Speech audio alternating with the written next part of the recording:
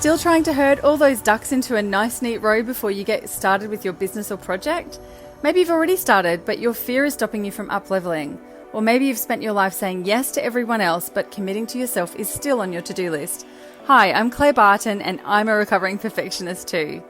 Welcome to the show where I share simple, practical, and mindset tips to get you doing work you're passionate about, making the money you want, and spending your time and energy building your dream lifestyle.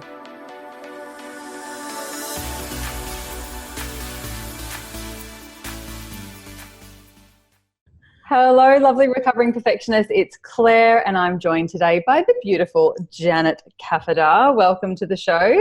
Oh, thank you. Thanks for having me. To have you here. So I did a call out, long story short, I did a call out recently to my tribe. Who do I need to have on the podcast? And your name came up. So it was lovely to be connected and to see that there were a few people who said, yes, you should talk to her. She's amazing.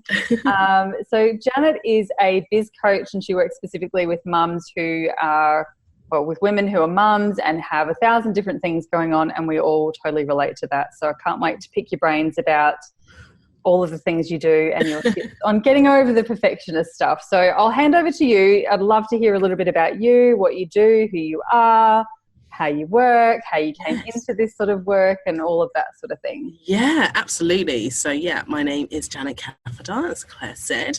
I live in Canberra, Australia, originally from the UK. That's why my accent is completely screwed up. And I'm an online business coach for fearless women who are working a day job, working 9 to 5, and want to build their online business empires after dark. The goal and my mission is to really work with them to go after what they want, but actually to help them work on the next impactful step to help them get the thing they want. So what I found so much with a lot of the women that I work with and that I coach and that I mentor inside of my group program is they're doing all the things and juggling all the balls in the air, as well as holding down a day job, looking after their kids, trying to fix a landing page or fix their website, and do all of that stuff that actually just isn't necessary. And so really where I step into that, it's like, okay, let's just rethink this. Let's just take a different look and a different approach to this, and actually what is it that we need to do right now? Because it's so easy for us as women to just get caught up in that.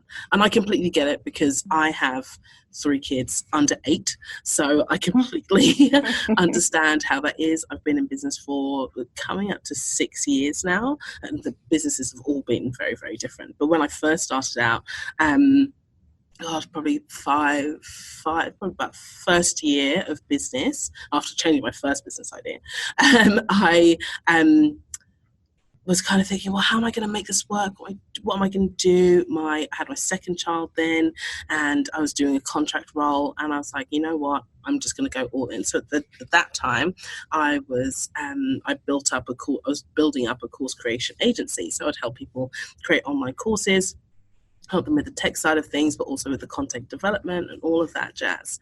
And I really had almost like, not tunnel vision, but I was like, this is the one thing that I need to do. And I had an end date to the contract, the full-time job that I was doing, and it was ending in like 9 months. It was someone's maternity leave. So I was like, I really do have to make this work. And so I had to let go of trying to make everything perfect and just freaking run with it however it just looked. It wasn't cute, it wasn't perfect by any standards, it was a complete hot mess, but I just had to run with it. And so that kind of thinking and strategy and how I've kind of done things is the same way in which I show my clients, like, let's just peel off all the layers. Things really simple. So in a nutshell, that's who I am and what I do. Love it. Awesome. Thank you for sharing that with us. That's all right. So I'm interested to know, before there was like the crunch time and there was the 9-month deadline and you'd found something that you really loved doing, how did perfectionism show up before that? Like, what were you trying to kind of move away from? What were some symptoms that might have been an issue for you? Oh dear. Trying to get everything just right. Like it needed to be perfect. Like the website needed to be perfect before I could even hit, publish.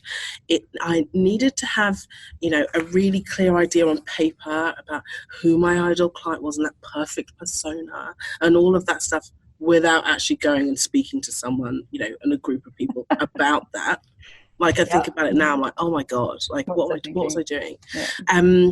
So really, those were some of the things that were showing up for me, and just spending hours watching videos and doing all the research to gather what it is that I wanted to do. And yes, that did actually help, but I spent way too long. Yeah.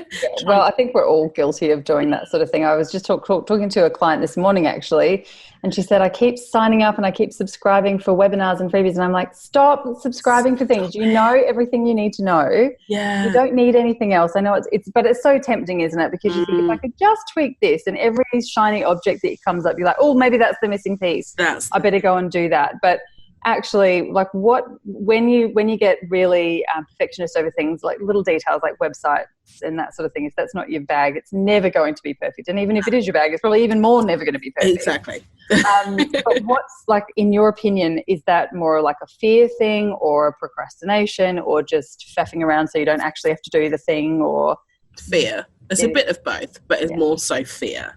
And so when I see that in my clients and I have clients in my group coaching program at the moment, and I see them kind of tinkering, or even I can just like sense it, they're like, I may have set them a challenge or something that they need to do. I'm like, okay, right, can you go, like, well, for the next week, I want you to work on this, or I want you to reach out, or whatever it is.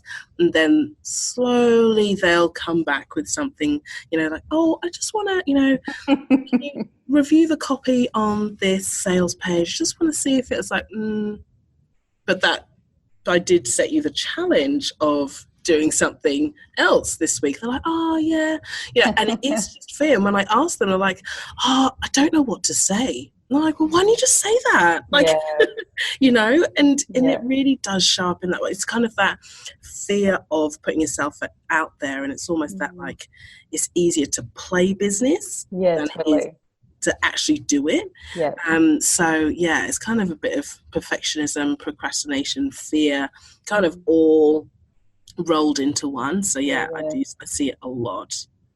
Yes, we all do. We all do it ourselves. There's all places. I always talk about, like, my perfectionist is still around. There's still things that she's not going anywhere, but she has certain jobs. She's not allowed to touch the laptop anymore. And she is allowed to do the Christmas cards, and that's about it. Like, there's a few jobs that she's totally allowed to do. She can wash windows, and that's about it.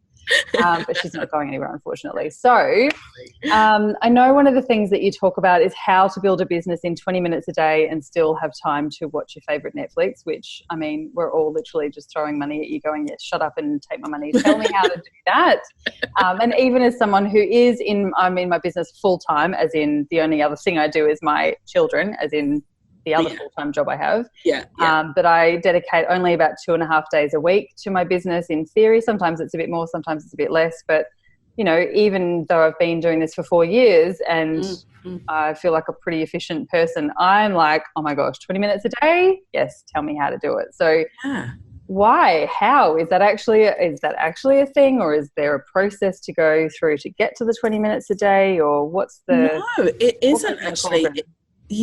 It's this is what I used to do when I was kind of first starting out, and I'm the same. Like, as much as I have my kids that I look after, and I have a good consult as well, a couple of days a week, and I have my coaching business, like, I don't have all the time in the world to do everything. But then there are times, like, if you think about it, we all have 20 minutes. Doesn't matter even if you're whatever you're doing, we all have 20 minutes. So I always say, if you can allow yourself, and if you're able, because not everyone's able to kind of work in that way, but if you dedicate 20 or 30 minutes to just sitting down, getting your phone, everyone has their phone with them, taking your phone and actually doing something for 20 minutes, whether that is reaching out to someone, whether that's connecting with someone, whether that's collaborating with someone, being really focused and intentional about that time. But like, listen, no one talk to me. If it's your kids, like, shoo, out.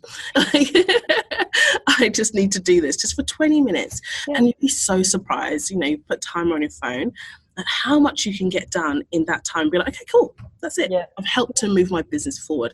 Because that's the issue that I tend to find with my clients, is that they spend so much time thinking, oh, should I do this? Should I? And then they don't actually do anything. And a whole month, 2 months passes and they don't do anything. Yeah. So it's like, well, what do you want to achieve for this week? And break it down, 20 minutes to help you reach that thing at the end of the week. That's not going to be too laptop containing. You don't have to be on your laptop to do it. You can just do it on your phone. And I think when you kind of release yourself, especially for women, and kind of release yourself from thinking, oh, I have to be at my laptop and I have to do this right now, then it's like, well, actually you release that barrier altogether and you can just get started and do something. So that's my whole theory behind it. I totally agree. And a big part of why I started my business, very similar to what you do in the coaching field and getting people kind of over all that stuff and also chunking it down so that it's practical so you can move forward, was probably very similar. I kept seeing people who had these big ideas and I automatically go into, that sounds awesome, you could do this and you could do this. And I can see the whole thing, like I can see it in steps. It's like a big Gantt chart in front of my eyes. It's just how my silly brain works. Yeah. You know what I mean? And I got so excited and I was so invested in it. And then I'd see them weeks, days, months, years later or whatever. And I'd be so excited to hear, like, how's that thing going? And it would be like, oh no, I couldn't do that. I haven't saved the money, or I haven't got the qualification, or I haven't. Big long list of excuses. And I'm like, what?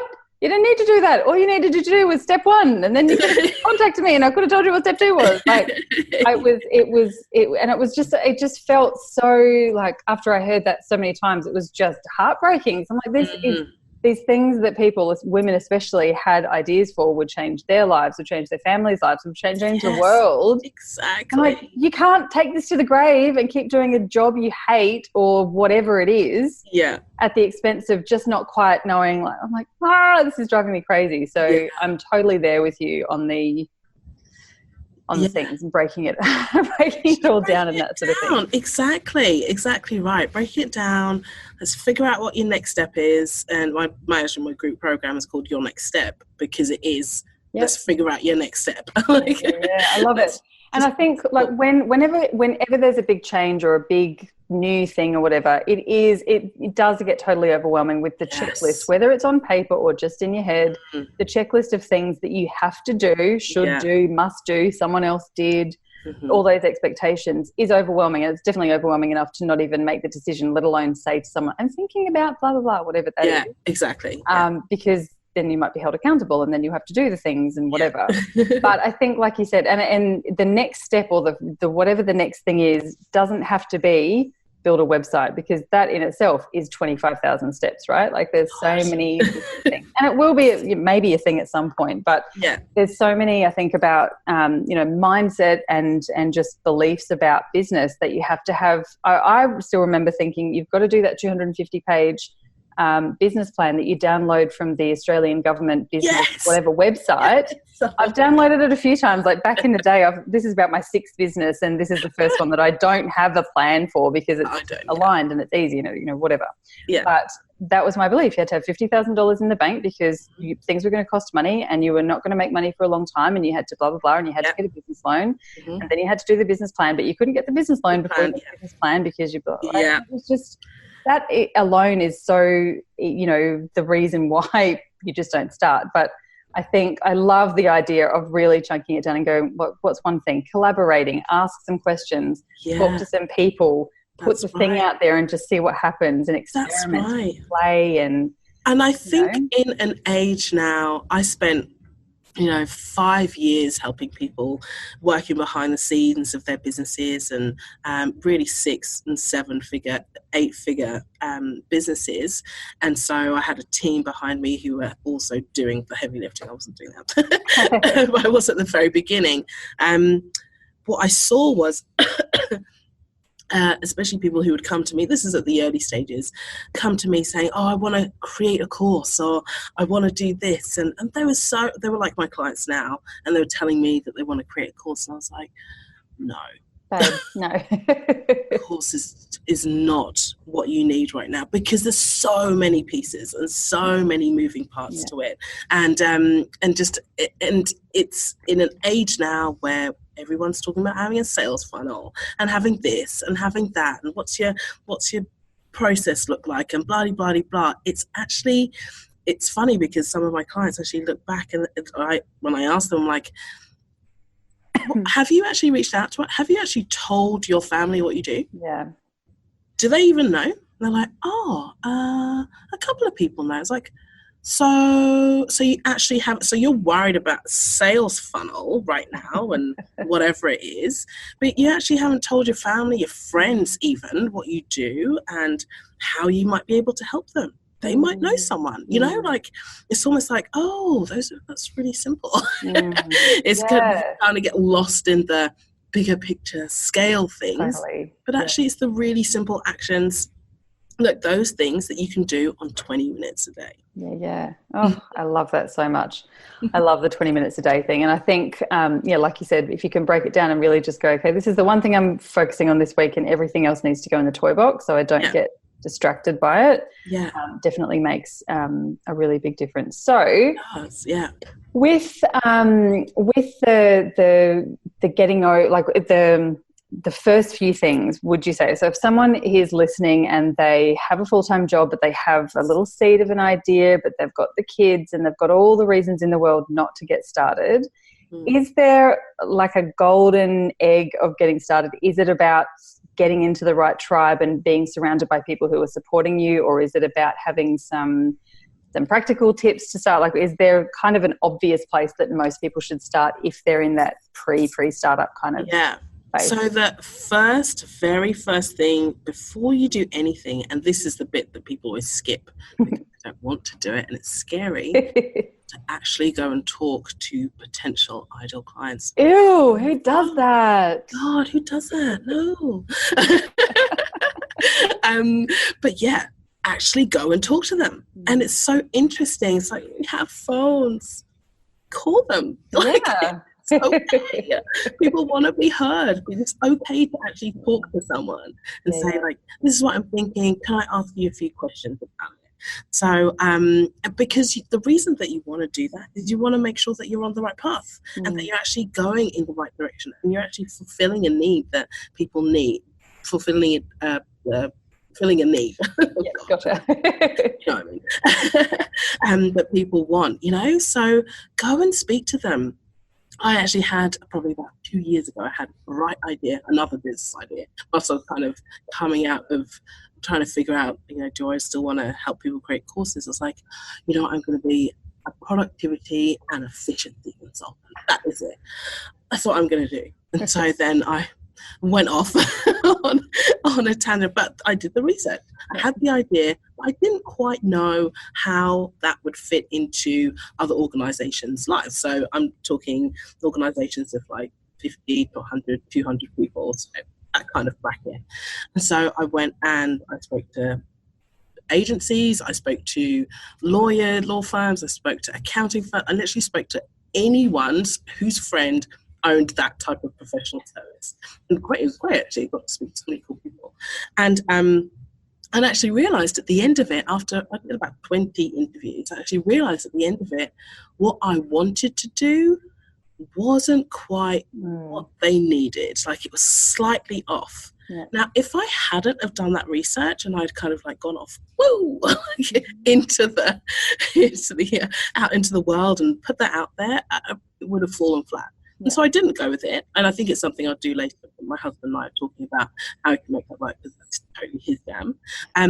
But yeah, if I hadn't have done that, I would have completely gone off and done something that wouldn't have mattered. So please, if you are in that seedling idea stage, please go and speak to the people that you want to work with, and don't make the assumption that you know, because you don't know. until you talk completely agree. And it can be something simple like messaging. Like you could still do efficiency, and you probably still do a lot of efficiency and productivity stuff, but it's not the sandwich board out the front, because that's not, people aren't going, I need to be more productive. They're going, I need to make more money, or I need, whatever. So it can be tweaking it, one way or the other. Either it's the wrong people, or it's the wrong product, or it's just the wrong message, or probably a plethora of other things. But yeah, I totally agree. And I think, I talk a lot about choosing who you talk to about, because, there's always Uncle Sam Uncle Sam, that was a bad example, Uncle whoever, Daryl, who will do the whole, oh, that's cute. That's a cute little business idea, lovely. Isn't it? Or the, what's she doing now? Or any number. And we know who those people are, by and large. Sometimes they jump out and surprise us, but by and large, we know who the ones are who are going to give us shit about it. And it's totally okay to brush over it, not go there, but there are people who that you can trust, who are in the space, who are going to be your ideal clients, but also people who will be like, what? I don't understand, and even ask you the right questions so that you can make some informed decisions about where to from there and that sort of thing. So can't agree more in terms of finding the right people to bounce the ideas off, and also going straight to the horse's mouth and saying, is this something you'd pay for? Exactly right. And I think, it's one of those things, like, and I find this as well with my clients, is that you want to go so fast, right? And you want to get there. And then I keep telling them, like, where is it you want to get to? Like, what is that place that you want to get to? What's that look like? Like, oh, well, I'm already, with clients and I'm working with them. I'm like, yeah, but it takes time. It takes time. Like, you've got to look at it from, if you just, your business, like if you're a startup, for example, startup doesn't go from idea to product to whatever. Like, they probably have a good 3-year window, get investors, all of that stuff before you even see anything. So as women, as much as we're trying to do everything on limited time, go easy on yourself. Like, allow yourself to just keep taking steps each day incrementally forward, and then you will eventually, it's kind of compound, and you get there over time. So I totally agree. It's about experimenting and trying things and giving yourself permission to fail and stuff it up and learn from the lesson and keep moving forward and not beat yourself up, right? And tweak whatever needs to be tweaked. What was I going to say? There's I totally just lost my train of thought. Experimentation and trying new things out. Don't know where I was going to go with that. Anyway, yes, I totally agree. It's definitely part of the process to be able to, fail and try things out. Oh, that's what I was going to say. I think one of the really important things is to keep checking in with what's important and what the goals are, rather than, you start at the beginning. And I know a lot of us listen to like podcasts, and we watch all the Marie Forleos, and we watch all these big names, and we think, oh, well, they made it to $1 million in 6 months. I'll have to do the same thing. Otherwise I'm a failure as well. So, like the comparisonitis thing is a thing, and it's a clear and present danger. But also, I came across someone probably 2 years ago, and she was like, oh, I'm so sick of this 6-figure nonsense talking about this, blah, blah, blah. She, in her lifestyle with her partner and her kids and their investments and his job and all that sort of thing, the reason that she was doing it was for love and travel. So she was like, we do it. We it's like a, we can do things with my business, which means that we get to travel 10 times a year. And it means we get to do this, and it means we get to do this, and we have a jet ski and whatever. And she's like, I have no interest in having $1 million business. Yeah, exactly. But before that, she sort of got to the point of actually recognizing that that's what she was striving for. And so she kept feeling like a failure because... Yeah, exactly. She was actually going after a goal that she didn't want. So it wasn't even her goal. It wasn't even her goal. It was just what she thought she was supposed to be doing, because everything else was wrong, or everything else was a failure. So I think... And it's a really scary thing to go, actually, I don't want $1 million business right now. Ask me in 12 months' time, and I might be like, yeah, get out of my house. I'm here for $1 million business or nothing. Exactly. Or whatever, but it's okay to change. And one of the filters that I love that helped me get a bit more aligned in terms of my business goals and that sort of thing was someone asked me, how do you want to, what 3 things do you want to be spending most of your time in your business doing? And I listed those things out. And what 3 things are you doing in your business that's taking most of your time now? I listed those 3 out, and there was no crossover. Like, oh, I'm building a business for a goal that probably isn't quite aligned, and I'm spending all of my time doing shit that I hate doing. Yeah. Why? God. Why don't I just go and stack shelves? Like, Exactly. there's no point in being here. So, exactly. Yeah. How do you run all of that sort of thing? Yeah. Well, it's funny because my previous business, it was like a machine. It felt like a machine. There were so many moving parts, so many different clients, different projects at different stages, developing content, all of that I had to be across and kind of know. And I did the calls with the potential clients coming in.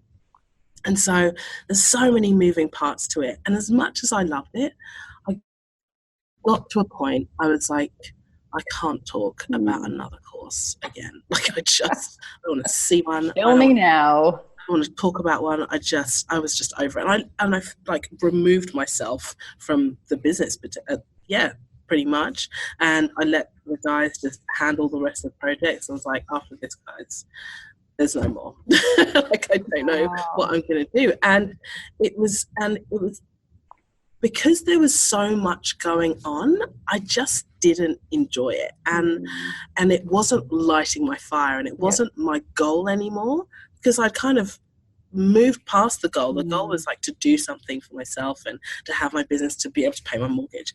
And, after that 9-month contract had, finished, and I kind of got to a point and my business was like a runaway train. It was like leaving me, and I was standing at the station like, I don't even want to chase it. I didn't want it. So then that really helped me kind of bring things back. Like, what is it for me that I actually want? What is it like? What do I want to do? What do our family want to do? And it really is just spend more time with them, do things that I want, be able to provide them with the things that they need, like whether it's like sports practice or doing whatever it is. And to me, that's it. I actually don't want $1 million business. Like I had almost a $500,000 business and it almost killed me, and I don't want to go back there. So it's just, you kind of really reflect and you're like, oh, actually, that's not what I want. Been there, done that, got the t-shirt, don't need to go back again. I don't want to do it again. I quite like things as they are. It's pretty chilled, and I don't want to be stressed or up all night thinking about someone else's projects. Like it's not for me. It's for some, but it's not for me. And it's not for everyone forever either. And Exactly. No matter what you're chasing now, it's okay to change the goalposts when you get there, or before you get there, or after you get there.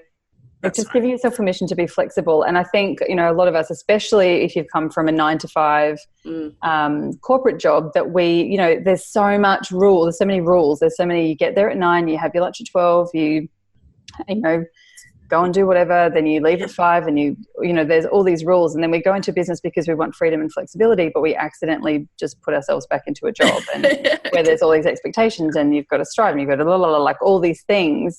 But actually it's kind of counterintuitive. So giving yourself permission to go, oh yeah, it's not important anymore. That's cool. And I'm changing tack a little bit and being okay with that. And I love the fact that, probably like me, we work in this space where there are so many women who get that now, that there's no judgment. Like, if you have to cancel something at the last minute, or you go, oh, that didn't work, or sorry, we're not doing that anymore. Like, we all get it, because it holds the door open for everyone else to be able to do it as well. So it's totally fine. Like, it's just totally fine. Yeah, no one, and that's the whole reason.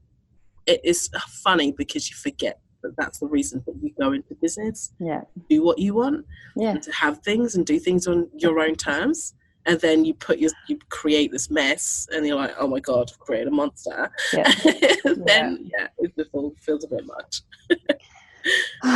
Right. So for people who are thinking about starting, I know I've sort of asked this again, but I'll ask in a slightly different way. People who are just starting out and they're feeling a bit like, I don't really know what the end product looks like, or I don't really know how to get started, or I don't really feel confident talking to people. What are some of your top tips that they can actually do today / this week, or over the weekend, or in their 20 minutes before the kids get out of the bath, or whatever it is, so that they can get over that perfectionist, worry, fear, procrastinating place? Yeah.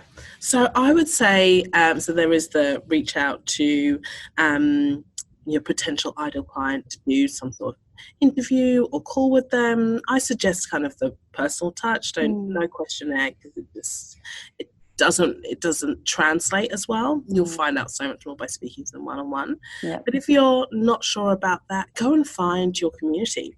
Go and find potentially where they are. So I've got that one and another tip as well. So you can find them in online communities, Facebook, you can find them on LinkedIn as well, if they're there, if you can find them. That's if they are a specific group of people. If they're not, another thing that you can do is research into what your industry is doing. So let's say, for example, I was speaking to a lady this morning. She is a muscle therapist, and she wants to go more into online teaching of posture and all of that stuff. And so I said, well, who are your competitors? Who are they? What do they do? What are they saying? What aren't they saying? Do that kind of research so that you can figure out, well, where is it that I can fit in that space? Because it's not enough for you to be like, oh, I'm going to be a online posture therapist and I'm going to teach them and blah, blah, blah. I'm like, okay, yeah, that's great, but what makes you different and why should I listen? With those people that you're speaking to specifically, why is it that I should pay attention to you, right? So I do this a lot of the time with my clients one-on-one. I'm like, we need to make you different, and the way in which you can, and a simple way to think about it is what is being said online, what actually really pisses you off. Sorry, my French. No, we swear on here, it's okay. What really, really gets your goat about the industry or that you're in, or what people say, and you're like, that's completely wrong or completely flawed. It's almost like you go, one person goes this way, the whole group go that way, and you go the complete opposite, and you're like, this is where I'm standing, and this is who I'm here for. So you can do that all on your phone. That's 20 minutes of that research. Just those types of things. So you kind of frame your mind in the right way so that you are setting yourself up when you do sit down on your computer and be like, right, I'm actually going to work on this. Or, or if I am going to do a post, I'm going to do a post about what's actually really ticking me off about things that I see, So, those are my kind of little starting places. Don't take up too much time. Don't take time. You don't have to help people drive or anything like that. No, I think that's really beautiful. It lets you know, like, who's who in the zoo and where you sort of sit on certain matters. And there's, definitely things that you come across and you're like, yeah, whatever, that's fine. But there's always something that you're like, we've all done it. I've unfollowed so many people who are like in the same space because it does trigger me so much, but it gave me some brilliant fodder in the beginning as well to just go, rah, not mentioning any names, but this is BS, blah, blah, blah, blah. But yeah, I think it just gives you a really good grounding. And, we talk a lot about visibility and feeling confident enough to get visible and to get a bit ranty and to have an opinion, because we all know, especially #Australian tall poppy syndrome, we all know that that's a little bit scary to get up and disagree with something or to go against the grain or whatever. But that is the only way, I completely agree, it's the only way to actually build your own tribe and to build your following. And it's scary as hell the first time you do it, but as soon as you do it and people come out of the woodwork and they're like, oh, thank God, you're like, oh that's why. I'm not the only person, because as every single time you see someone do it, there's a horde of people behind them going, thank goodness, thank you. Everyone, you're the first one that had the guts to do it or to say it or whatever, and most of the time it's not as controversial as we think it's going to be anyway. Exactly, it's mostly in our heads. It's awesome. True. Oh, I have loved this. We could literally geek out over this stuff all day. But how can people find you? Obviously, your links will be in show notes, but how can we lovingly stalk you online? Yeah, you can legally stalk me. That's fine. You can come to my website, janetkafadar.com, KAFADAR.com, or you can kind of come and follow me on Facebook. I have a Facebook group as well, free Facebook group, Build Your Business After Dark community, and that's awesome. It's been so awesome chatting with you. I hope that's been really helpful for anyone who's listening and they're thinking about starting a business or a project. we are 100% behind you, and we'll totally be your cheerleaders from the sideline, if not more helpful. Exactly. Thank you so much. It was awesome chatting with you, and I'm going to go and lovingly stalk you a bit more online too. Okay, cool.